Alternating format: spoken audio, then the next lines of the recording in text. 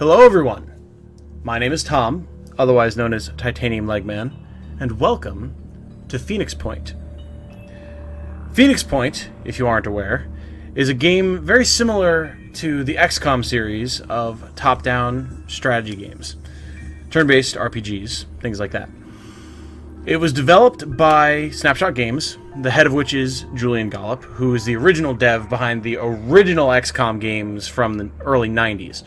And this just came out. It's obviously going to have a lot of similarities to the XCOM games, so if you're familiar with those, you should be fairly familiar with what this game will offer. But there's going to be some key differences, which I'll go over as we go through the start of the game. Now, the game itself is set in the year 2047. It's taking place during an invasion by this mutagenic, potentially alien virus. I'm not really sure, but you'll see the start of that in just a moment. Now, I have played the beginning few missions of the game just to get a handle on how things work, what the kind of different systems are, and things like that. But for the majority of the game, this is going to be a blind playthrough. So I'm going to be going into it with kind of the same questions and concerns that you all are going to have. But without further ado, we're going to get into the game. I will show you the intro cinematic now, and then we'll start playing. So, see you soon.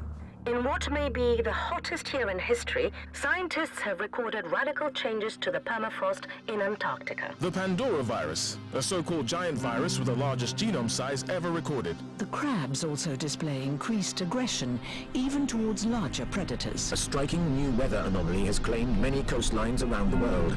NASA is examining these clouds to figure out... We've detected large amounts of an organic composite.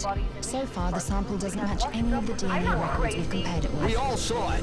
Those creatures coming out of the sea on that oil rig. The president has declared a national emergency. It's obvious that what we're dealing with here is a biological weapon. As of today, we are at war. It's taking their minds. I saw them walk right into the sea. Thousands of people. Thousands. The mist is gone, but the city is dead. The roads are broken. You must join one of the havens. Do not attempt to survive on your own. Welcome back. We're going to go ahead and start a new game. We're going to not use a tutorial, as I'll be showing you all what there is to know about the game. And I'm feeling particularly spicy, so we're going to go on Legend. I'm going to be relying on a lot of my experience with XCOM here, and I have played some Legend difficulty campaigns in XCOM 2, so it's not like I'm inexperienced with this type of game. It might be a bad idea. We'll see. If we need to, we'll switch things up. But unfortunately, none of the DLC is out yet. I do like the name of this first one, though, Blood and Titanium for branding. But without any further ado, we're going to go ahead and start the game. There are some slightly ungainly load times in the game, so if it comes down to it, I will cut and edit some things just to keep downtime to a minimum. There's also the potential for the creation of some lore stories that we could experience, shall we say, during the loading screens. Depending on what happens in the game, I might be able to write some things for some of the characters, but for now, let's not worry about that. The Phoenix Project was founded on October 24th. 1945.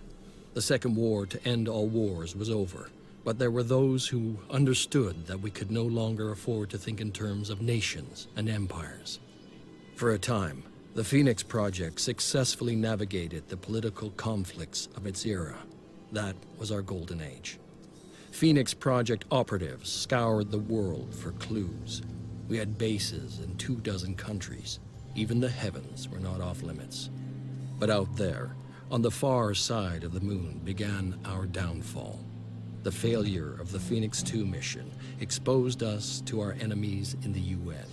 Stripped of resources and scattered to the winds, we were reduced to a secret, a memory.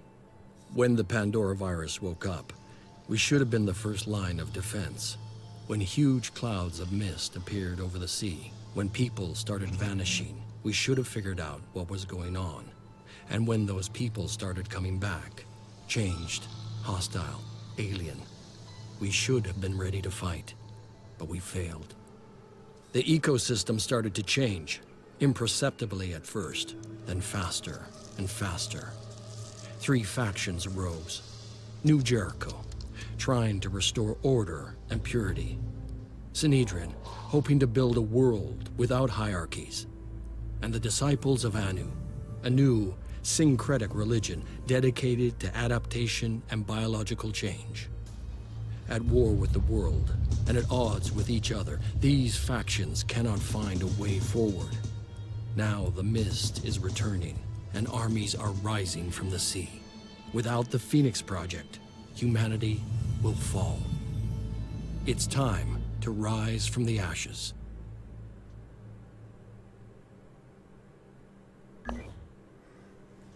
And here we are at the Geoscape. So this is one of the primary tactical layers of the game, where we're going to be flying around the map, choosing missions that we want to engage in, scanning for resources and missions that we can go on. From here we'll be building bases, recruiting and maintaining our personnel, building and researching new equipment, a number of different things that we have all listed here. We have resources up here in the top, tech, materials, food, and then the production capacity, research lab bases, number of soldiers, number of vehicles, number of ships, and stores. Now, it's a lot to take in. We're not going to go through each individual piece right off the bat. We will approach them as we go. What we do need to look at, though, is our ship, the units that we have on it, and what research we have available to us before we do anything else. So, first of all, let's look at our personnel. So, we have 4 soldiers currently on the Manticore. We have here Fanson Buggy Gilmore. He's a heavy soldier. I'm assuming it's a he, actually. Can we get this helmet off? There we go. There he is. Woo. Some interesting style choices. The mutton chops and the Macklemore hair. That's, I don't know if that's the choice I would go with. We're going to put that helmet back on you, sir. But as a heavy soldier, he is slow with a lot of firepower. He does have a jetpack built in with his armor here, the jet jump. It takes a lot of points to use. Not really able to do a whole lot after he uses it, but it gives a lot of mobility, we'll say, that is extremely beneficial to us. Now he has here his Hell 2 cannon, a heavy cannon, which, in my experience, can be absolutely devastating against pretty much any target. So I do like these guys a lot. Their mobility can be a problem, but for the most part, they're worth having around. We do have a few different items here that we can put on him, including extra ammo. We're going to do that. Ooh, actually, that's going to bring his encumbrance over. Never mind. I think what we're actually going to do, we can give him a grenade or a med kit. We'll give him a grenade. That way he won't be over-encumbered and even slower than he already is. Next up, we have Soldado Aranda? I'm going to say Aranda, who is a dude. Ooh, a silver fox of a gentleman. As you can probably tell, this is our scout/sniper class. Same type of deal. They aren't able to fire after moving as well as some of the other classes, but they are fast and accurate, as I'm sure you can imagine. And they do have their Cypher handgun that they can use after moving if needed. They also have their Firebird sniper rifle. Now, Soldado here does have some carrying capacity that we can utilize, so I think we're going to go ahead and give him a med kit and a grenade. That way he has some options that he can use if he's not sniping immediately. Finally, we have Vangelis Ipma Lenore, who is our sort of assault class. Ooh, got the handlebars right. That man looks like he rides a motorcycle. These are our kind of general use infantry class. They're fairly agile, fairly accurate. They have a machine gun or an assault rifle that can do a pretty decent amount of damage. And I think we're going to go ahead and put a med kit and some extra ammo on him. Finally, we have Ricky Tankman Bajo, who's a fairly suave-looking gentleman, a stylish, bit of sculpting. Actually, is that asymmetrical sculpting? It is. Fancy. On his beard there. And we're running out of items, so we will go ahead and give him an extra magazine as well. Now, these guys are not going to stay like this. I'm going to give all of you in the comments the option to customize these soldiers. Just by order of appearance, whoever calls it out first, if you want to customize Buggy, Soldado, Ipma, or Tankman, just call them out by their nicknames. There we go, that's the word. Their nicknames here. And if you have any specific customization options you want me to do on them, do you want me to make them male or female, change their general appearance, anything like that. We appear to have changed Tankman's race by changing his head. But yes, if you want them to be male or female, a specific race, if you want them to have facial hair or not, hair color, eye color, anything like that, let me know. And then also if you want them to have a specific name and nickname, put that down there too, and they can be your soldier. Anytime we make new recruits, we will, well, give you all the option to customize them. Preferably, if you already have one soldier customized, you won't be able to customize another one until everyone's had a chance to do so. But, you know, we'll see based on how many people are interacting with it. Now, with our personnel out of the way, we're going to go ahead and check out the base. Now, there's a lot happening here at the base, and I'm not 100% proficient with that knowledge yet.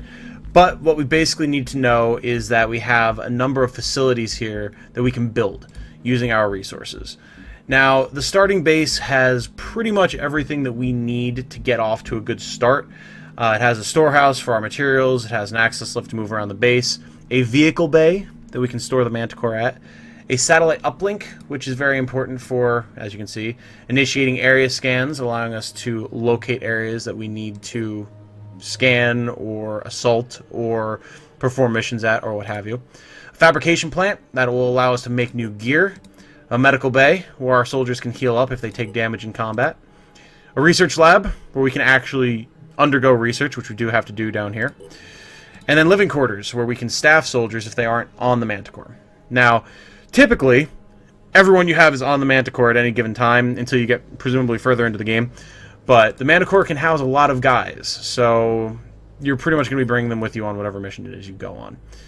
We're not going to put any resources into building anything here just yet. I want to be able to produce new gear first, but that will come along fairly quickly. Now, for our research, this is where we're going to be able to start undergoing research that allows us to build new weapons, armor, vehicles, all that type of thing. But right now we don't have anything available to us beyond the atmospheric analysis. So we'll go ahead and read that and then start it. We have managed to connect to some of the remaining weather satellites. We should use these to assess the extent of the new mist outbreak. Bonus effects, a global mist monitoring system available. So, as a quick primer on what the mist does, it's basically areas of the Geoscape that missions can take place in where things are significantly more difficult. I have not actually undertaken a mist mission yet.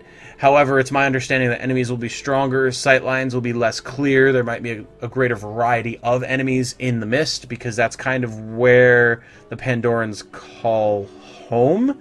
So that could be a little bit of a problem. For now, it takes 6 hours. We're going to go ahead and start that research. Now, without anything else pressing to engage in, we're going to start an area scan. And that will spread out from this circle here, from the base, and see if there's anything else here that we need to see. Now, when we aren't moving on the Geoscape, time will be paused, but any other time that we're doing anything, time will proceed, and that can be both positive and negative, because events could happen, attacks could occur, while we're trying to do research or travel around the map or do other things. For now, nothing too untoward should happen, so we're going to go to this unexplored site, and we're going to see if we can't find a battle.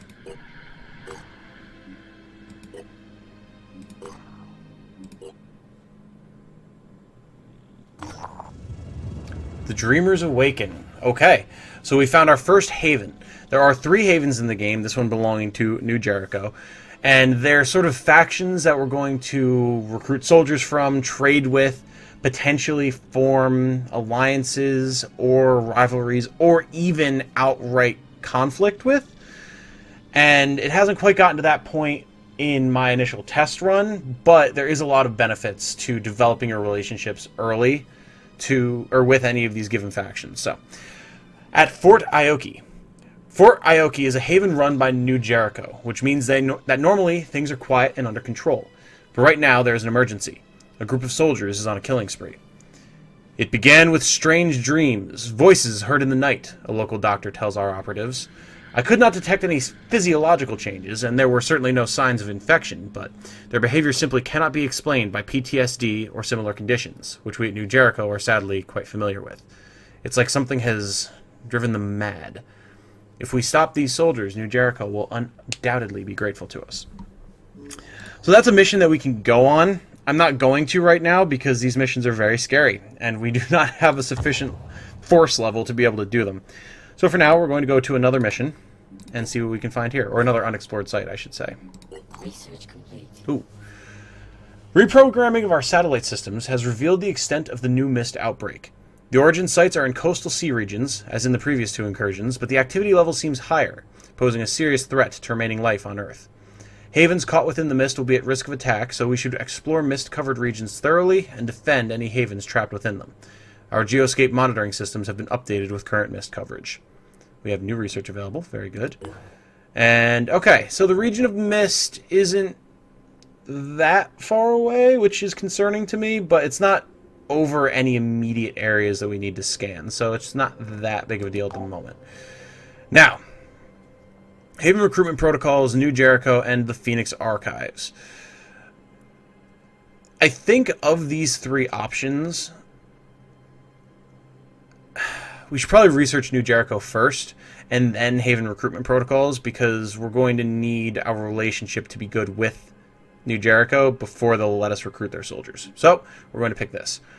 New Jericho is a militaristic organization founded by the enigmatic billionaire Tobias West. Perfect.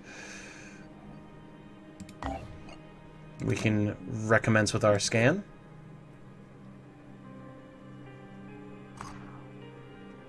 And we found, ooh, another New Jericho Haven. There's a number of things here that we can do.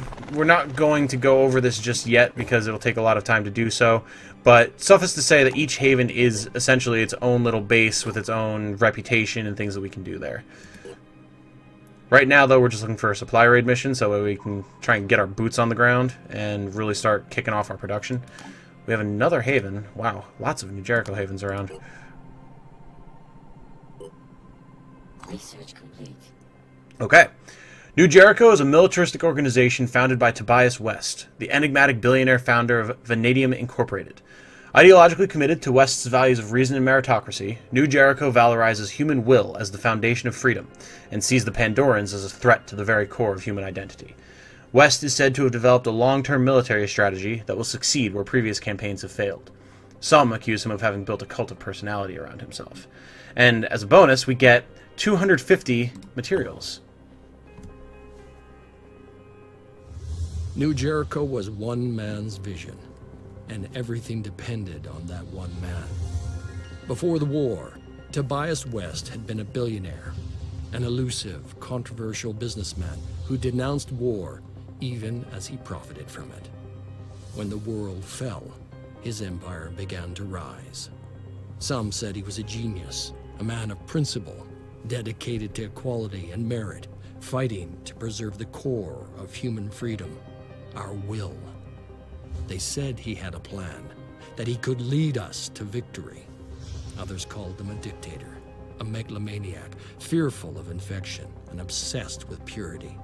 They said he was willing to do anything to win, no matter the cost. The Phoenix Project needed allies. New Jericho could help us turn the tide, but it all depended on one man. And there's our little primer on New Jericho. New Jericho as a faction is very interesting. We got a scavenging site. Very good. They're the only faction that I've really interacted with at all in my test runs, so I know more about them than the others, and I mean, I can't say that I blame Tobias West for being fearful of infection. No one should be excited about that. But anyway, we have a scavenging site mission. Threat level is low, because, I mean, it's our first mission, so it should be. It is nighttime, which is going to have an impact on how far our units can see, and, unsurprisingly, our enemies are Pandorans, who are the primary enemy of the game. Our mission? Eliminate all enemies to claim the resource crates. Let's go. We have our full team ready to go. This just means that he has an empty item slot, but we don't have any other items we can use on him, and can't really produce anything else at the moment, so we're just going to deploy.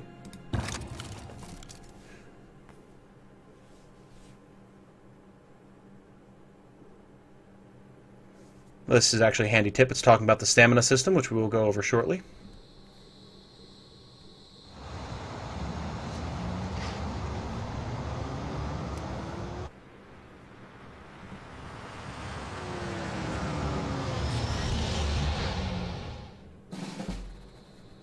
Perfect. Here we are. Okay. Where are our boys? There they are. So we have to kill all enemies, and we have to protect the supply crates. Now, the issue with that is the supply crates are scattered all over the map. And with only 4 soldiers, it could be fairly difficult to cover all those areas.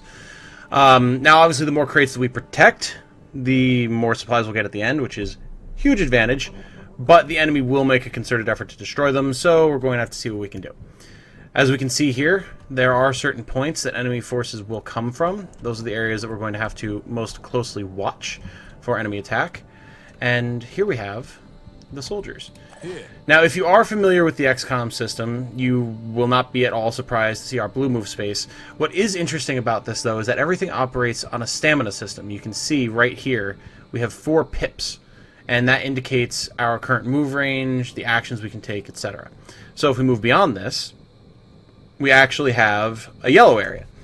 Now, in XCOM, that means that you would just end your turn as soon as you take this move. But what this actually means here is that we will not be able to do this move and then fire with our current weapon afterwards. As you can see in the bottom right, our sniper rifle takes 3 pips to use. However, if we switch over to our handgun, suddenly we might have a much greater blue area that we can move in and still attack. Now, that said, we don't have any enemies currently in range, so we're going to see if we can't find some. As with XCOM, we have a cover system, so you can see here there's 2 full shields. This means that there is full cover from the left and from our front. Here, we only have half cover, and it's only from the front, but I do want to see if we find any enemies. Okay, Tankman here, his assault rifle does only take 2 stamina points to use, so we can move a little bit further and still attack than we can with some of the other units. However, we're not seeing anything. Oh, there we are. Okay, we have our first enemy. This is an Arthurian. It has 90 hit points, 9 willpower. It has 25 perception, 0% accuracy, and 0% stealth. Now, something that is very interesting about Phoenix Point is each body part on both your enemies and on your own units has individual hit points and individual status effects that occur if they get damaged. We'll see that in a moment. Now, it seems like all this guy really has is a bash, as he has a shield and a pincer. So he's going to be a melee unit. What that means for us, don't get in his way. Now, what we need is some good cover. Fall back here a little bit with Tankman. He will end his turn, and then we have Buggy, our heavy. Now, the advantage of the jet jump is you can go really freaking far. The disadvantage of the jet jump is it uses 3 action points, or 3 stamina points. So there isn't a whole lot we can do after we jump. That said, we're going deep. Now, see here it says -2 will points. Each unit has a certain amount of will that they can expend over the course of the fight to use special abilities, such as the jet jump. And if a soldier has low will, as it was pointing out to us on that handy little tooltip on the loading screen, they'll get less stamina points that they can use over the course of the game. Until they rest, that is. Alright. We're going to take, maybe, our first shot. Okay, here we go. So, my absolute favorite part about Phoenix Point is this free aim system that we have. This is all actively under my control. It's almost like VATS from Fallout. And you can see we can target individual body parts. Now, this isn't a great shot because there's this wall in the way.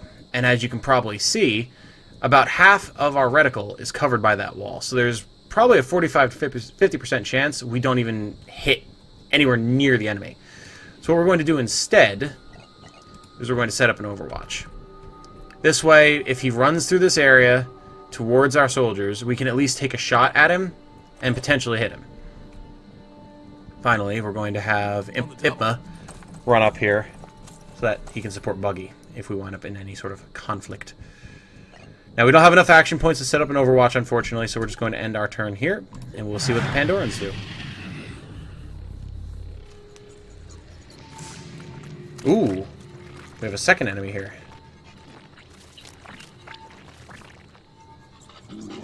He's getting a pretty hard flank on us right now. We have this Arthurian going around to the left. Okay, so his turn ended without doing anything, as did his down here. Now, what are we dealing with here? A Triton class. Has bonus to... Oh, HP regeneration. Okay, interesting. So it regenerates 10 HP to all body parts each turn, and has double perception, so it can see even further than normal.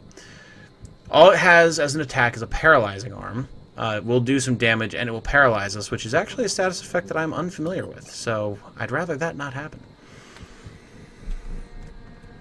So what is our best course of action here? We can take some pot shots at the Arthurian over here, but I really want to deal with this Triton, so I think that's exactly what we're going to do. We'll run over here, and we'll get a flank on him, so we can do some, hopefully, good damage.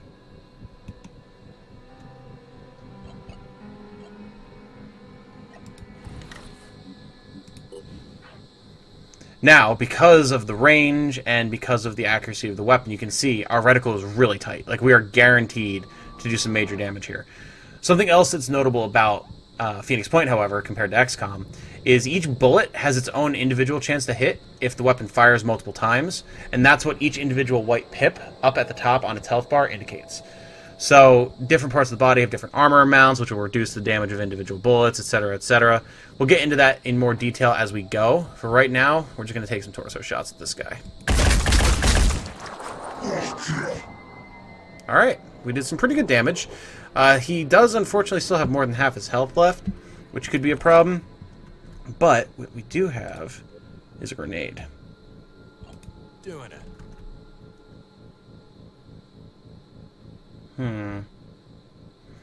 A grenade that it seems like we won't be able to actually hit him with, which is strange, seeing as how the area is right over it. Well, what we could do is we could move up and then throw. I would really rather this guy not be able to take any attacks on us, so we're going to put some damage into him. There we go. And if we're real lucky, it'll even take out this fuel tank and do extra damage. Oh, that's what I was looking for right there. That's the good stuff. Alright, so now he's completely in the open, which means we should be able to, with little issue, take him out. Oh, yeah. Now, some of our shots will probably miss here, but he does not have much HP left, so it shouldn't be too much of an issue to just... Perfect. And... another fun thing about the stamina point system is if you don't move, you have more stamina points to use, which means you can continue firing. Missed. Unfortunately, there was cover in the way there, so we weren't able to get the shots we wanted, but so it goes. All I need is a clear shot. Well, that's just grass in the way. There is the potential that we could get a good shot here, but there's also the potential that it could go wide. So I think what I actually want to do is take an overwatch. Now, what's nice about this, too, is we can actually set our overwatch range. So if we wanted, we could zoom it way out and cover a whole area, but obviously that might be pretty hard to hit, too. So I think what we're going to do instead is we're going to just cover this area here, so that if he moves, we can take the shot, but it won't be too far outside of our range either. Overwatch. Let's see what they do. Oh, interesting. Okay. Rather than going after our units, he just decided to take some hits on the supply crate. Frustrating, but I can't say I blame him. Ooh. Okay. So we have some Pandora units on the field that are ranged units, which is concerning. I don't know what he's doing over there. Okay.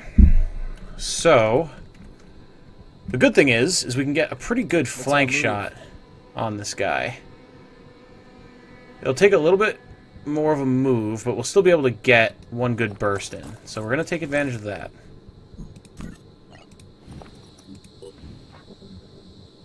This actually has the potential to just outright kill him.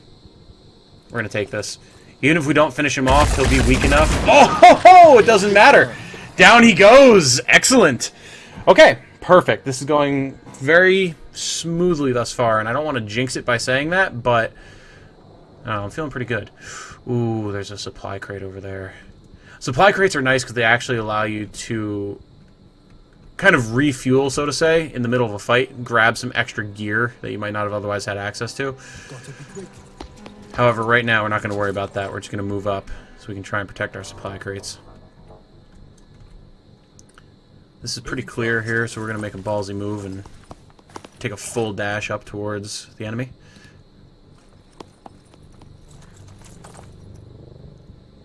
Let's go. Now, there's a very good chance that we're going to lose a supply crate or two this turn, and, I mean, there's just nothing we can do about it, really.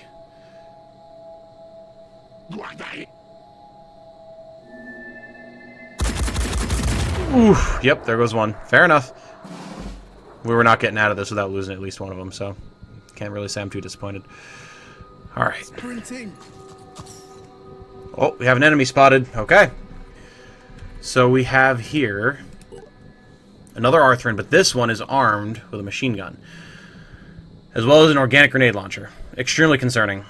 These are one of the more brutal types of enemies to face because they can flush you out with a grenade launcher. They can just pelt you with bullets.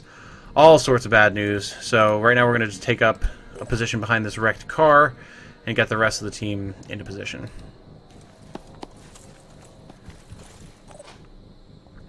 We don't have great cover here, unfortunately, but what we do have is a flank potential. The question is, where can we go to best take advantage of it?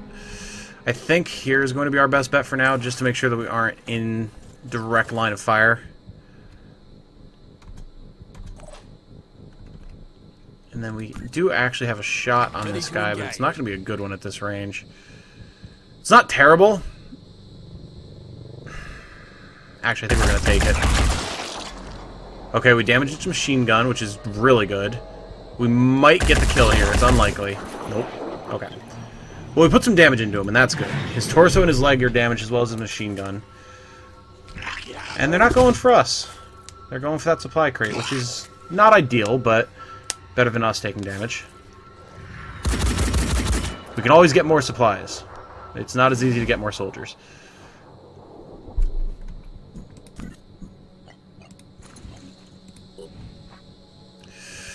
Oh, I would love to take this shot, but it's, again, not the best. We're going to move up a little bit and try and get a slightly better shot.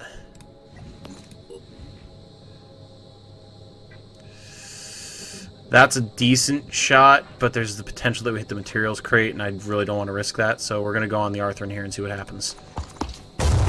Boom! Down he goes! And we actually took Will off the other guy from his friend dying. That's awesome. I am so okay with that. Ah, snipers. So as you can see, we're pretty much guaranteed to land this shot. There's an ever so slight chance that we'll miss, but I mean, it's worth it. Beautiful.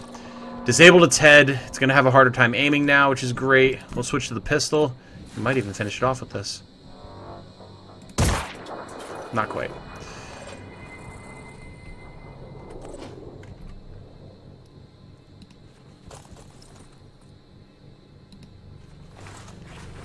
This is ballsy, but in the end it's going to pay off. Trust me. Beautiful. Okay. And that's our first mission down. Perfect. We took no hits. We lost one supply crate. That actually went more smoothly than I expected it to. Now, unfortunately, nobody leveled, so we don't have any promotions to start getting extra abilities on our team, but I mean, all things considered, that went extremely smoothly. See, there you go. When faction relations... God, I can't talk today. When faction relations reach 75, you become allied, and that action's full research tree is open to you for research. Which is great, because unlike XCOM, where we kind of just unlock all of our research as we go, super reliant on the other factions to learn new technologies and start building new equipment, which is extremely vital. I found myself growing out of the basic Phoenix Point equipment so fast. All surviving crates have been recovered and resources transferred to our stores. We got 100 materials, 900 also materials. I can't remember the difference between the two, but 100 food, which is huge. So we need that to keep our soldiers going and recruit new soldiers. And then we also got Bulldog AR-50 magazines, which, as you can see here, is the new Jericho Gauss assault rifle, which is basically their baseline assault rifle. So when we get some of those, we'll have some ammo for it, which is great. Now, we did use our grenade on Soldado. It doesn't take a lot to replenish, so we're going to go ahead and do that just to make sure that he stays equipped. And that's the first mission of Phoenix Point. I hope you all enjoyed. There's obviously a lot more to the game. If there's anything specific you need me to go over or explain in greater detail, let me know. There's other aspects that we'll be going over as we get further into the game as well, but I think this went pretty smoothly. I'm excited for this series. I love XCOM. I've been loving what I played at Phoenix Point thus far. Strategic games like this are my forte, so I'm excited to really sink my teeth into this one. If there's anything else you guys want to know about the series, let me know. But other than that, if you want to do any of the normal YouTube stuff, like, comment, subscribe, share with a friend, anything like that, please do. But as long as you're having fun and enjoying yourself, that's more than enough for me. With that, I wish you all a good night, and remember, be good to each other. Bye-bye. It's obvious that what we're dealing with here is a biological weapon. As of today, we are at war. It's taking their minds. I saw them walk right into the sea. Thousands of people. Thousands. The mist is gone, but the city is dead. The roads are broken. You must join one of the havens. Do not attempt to survive on your own.